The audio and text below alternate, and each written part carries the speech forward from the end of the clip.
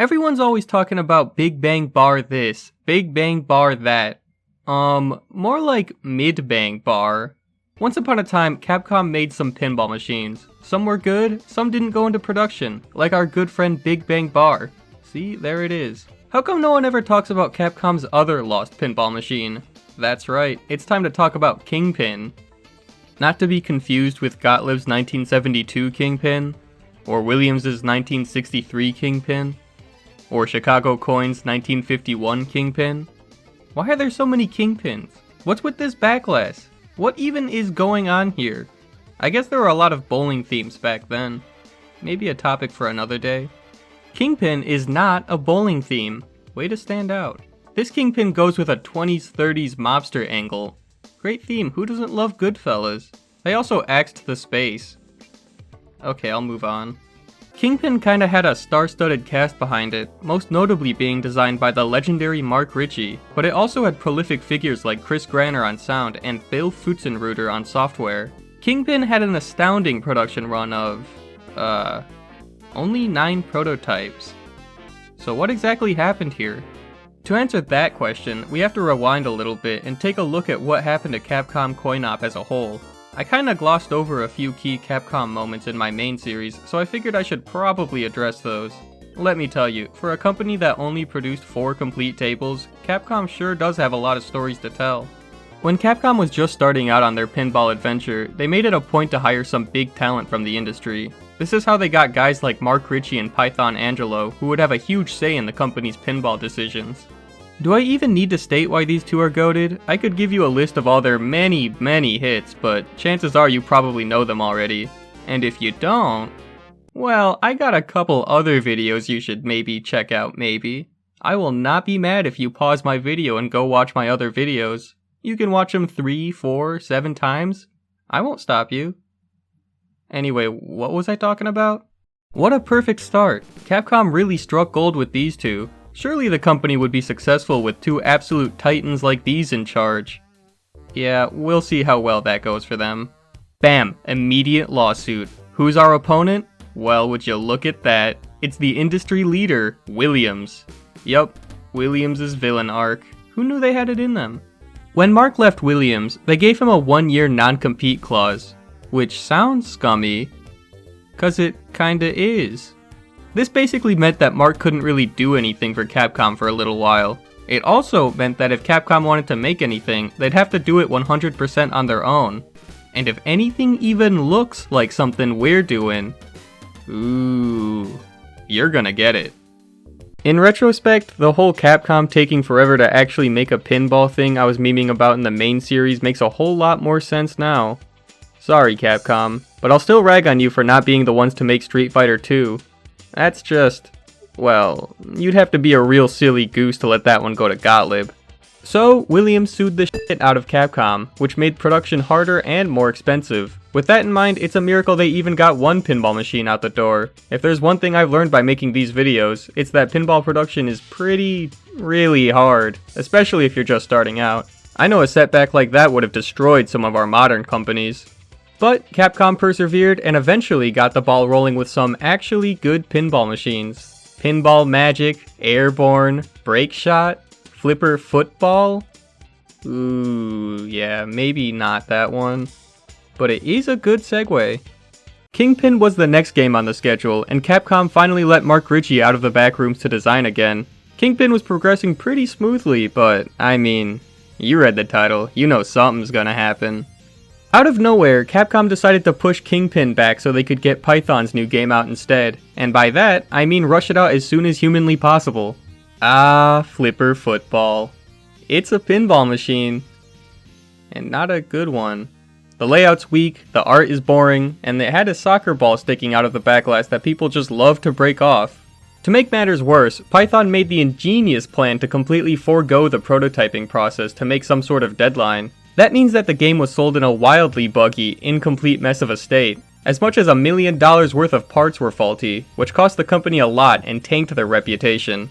Capcom looked at Python with their angry eyes and he was like, "Don't worry guys, I can fix this." How is Python gonna fix this? No, silly, not that. 2 words. Zingy Bingy. What is Zingy Bingy? Oh, well, you know.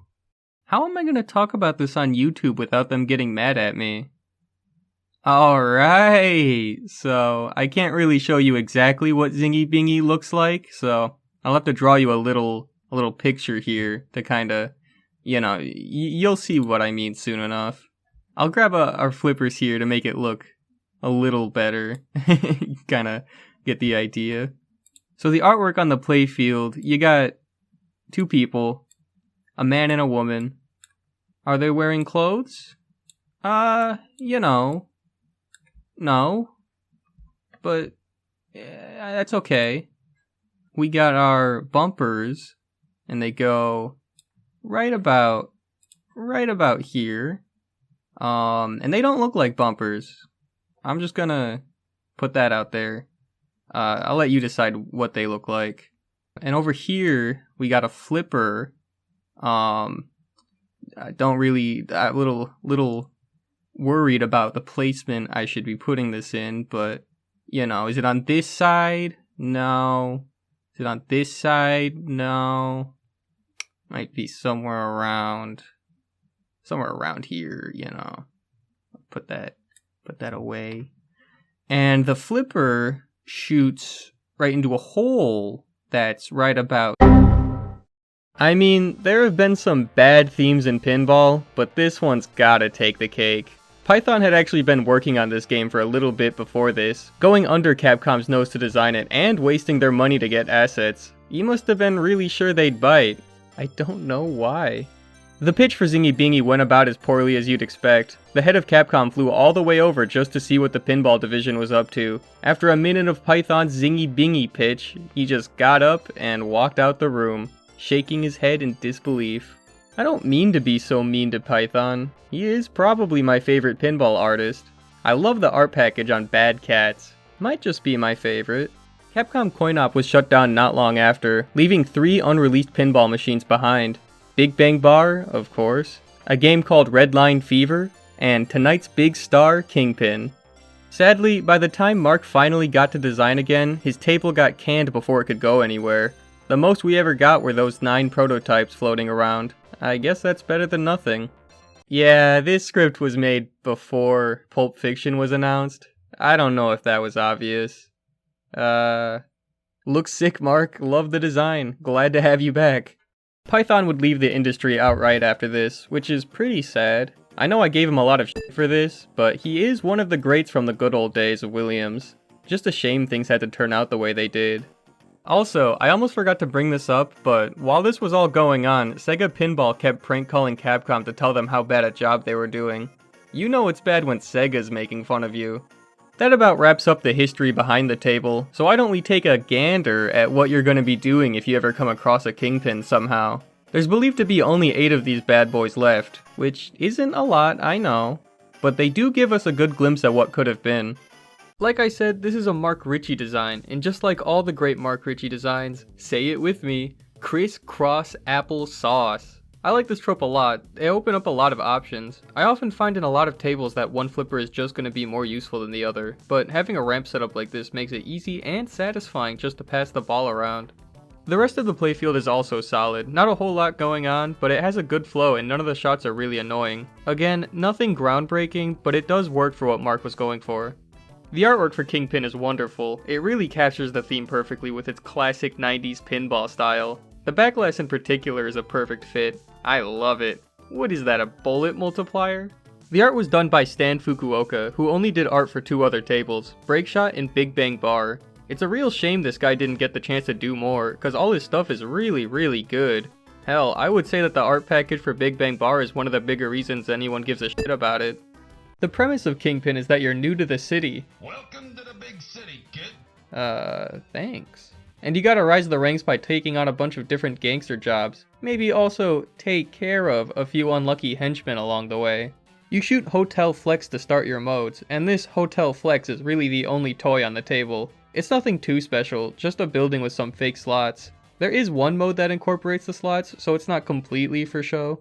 The one really cool feature to Kingpin is Big Time Bonus and Sudden Death. By shooting power-up payola and collecting as many weapons as you can, you fill up a power meter down here at the bottom. After you've lost all your balls, the game will give you unlimited balls to go on a Scarface-style rampage until the meter runs out. Other than that, you got your standard pinball stuff. Spelling king and pin will light your locks for 2-ball or 3-ball multi-ball. Lighting the lanes will light the captive ball, which gives its own rewards. And that's pretty much all there is to the game. Solid pinball machine overall. It tends to draw a bit of a crowd whenever it shows up at events and people seem to like it well enough. But I know what you're thinking. I don't want to only play Kingpin once in my entire lifespan. Why doesn't Kingpin get a remake a la Big Bang Bar? Well, that's exactly what may or may not be getting done by a group called Circus Maximus. Who are those guys? Circus Maximus is a company originally founded to remake Python's Lost Pinball Circus. Yeah, good luck with that one. Fingers are crossed though. Obviously, trying to manufacture a beast like that right off the bat is a little difficult, so they decided to alleviate the costs a bit by going for a simpler remake in Kingpin. Now this I can get behind. Cheaper, normal, not Pinball Circus. Much better start.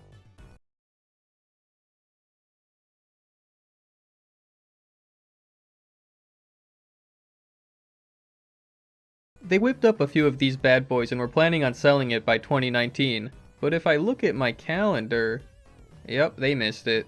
World events seem to have really pushed them back, and they've been pretty quiet about the whole thing, but they have said that they definitely plan on getting the job done.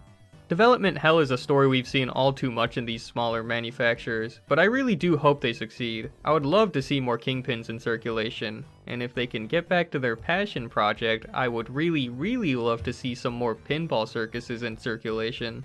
Well, that's all I got for you guys this video. Not much else to say about it. What are your guys' thoughts on Kingpin? Love it? Hate it? Thinking about picking up the remake?